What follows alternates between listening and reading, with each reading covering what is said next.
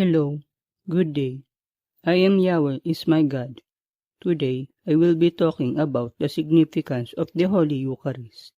Matthew, chapter 26, verse 26 to 28. And as they were eating, Jesus took bread, and blessed it, and brake it, and gave it to the disciples, and said, Take, eat, this is my body. And he took the cup, and gave thanks, and gave it to them, saying, Drink ye all of it, for this is my blood of the New Testament, which is shed for many for the remission of sins.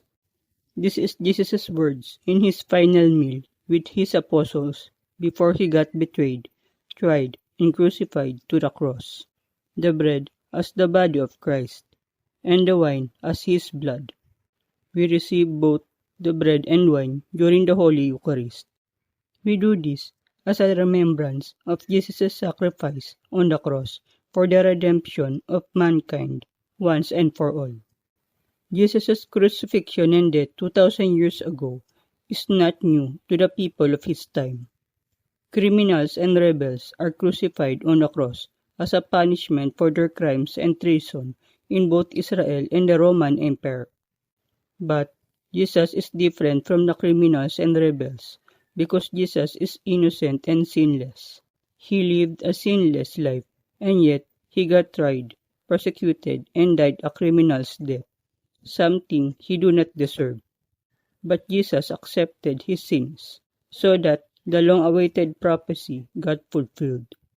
Jesus willingly accepted sin, so that he could become sin, and that sin got crucified on the cross with him. Such selfless sacrifice. He did it out of love for mankind. The Holy Eucharist reminds us to his selfless sacrifice on the cross. The bread and wine is not a mere spiritual representative of the blood and body of Jesus. The bread and wine is the real body and blood of Jesus. Many people do not really understand the significance of the Holy Eucharist. For them, it is just a piece of unleavened bread and a bit of wine that they take during the Mass. What they do not know is that each time they receive the bread and wine, they are receiving the body and blood of Jesus, physically, not just spiritually. Jesus is present in the Holy Eucharist all the time. He wanted to be one with his people, and that is what the true meaning of the Holy Communion. The Holy Communion is not just receiving a piece of host. The Holy Communion is an intimate union with God. Just like a man longing to be united with his lover, this physical intimacy with his people is what God truly wanted. That is why Jesus came down in this world physically. John chapter 3 verse 16. For God so loved the world, that he gave his only begotten Son, that whosoever believeth in him should not perish, but have everlasting life. By being born in this world physically, God became one with his people. He truly felt their sufferings, hardships, and hunger, both for food and for the Word of God, something he will never feel if he was in heaven. God wanted to express his unconditional love for mankind. He do not want mankind to think that he was distant and cold. He does not want meaningless animal sacrifices. What he wanted is our heart. He wanted us to focus our gaze on him. He wanted us to know what true love is, and he demonstrated that by dying on the cross. God loves us, and he wanted us to love him back.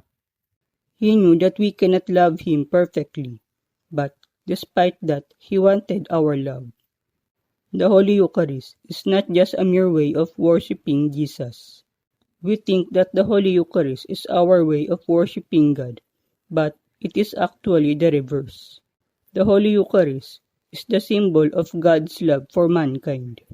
God provided the Holy Eucharist as his way to communicate and unite with us, but it is also a way to extend his grace to us, his believers.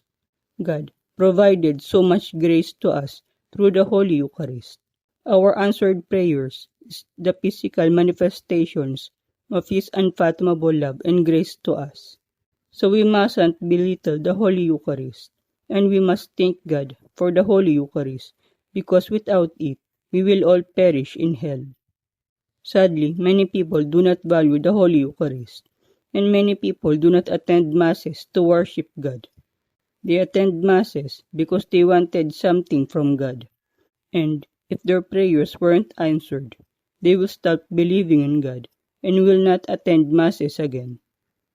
That kind of behavior is not pleasing to God.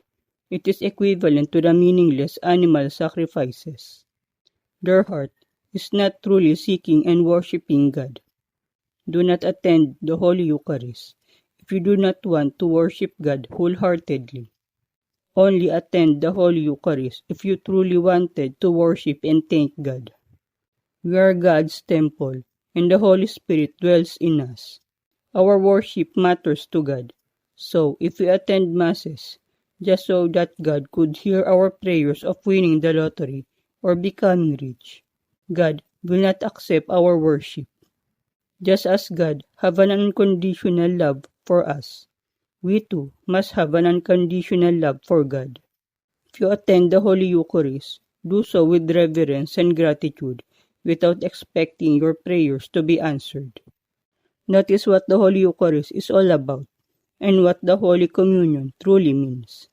The Holy Eucharist is our union with God and Jesus, as the bread and wine is our way to unite with God physically. If you truly love Jesus, value the Holy Eucharist more.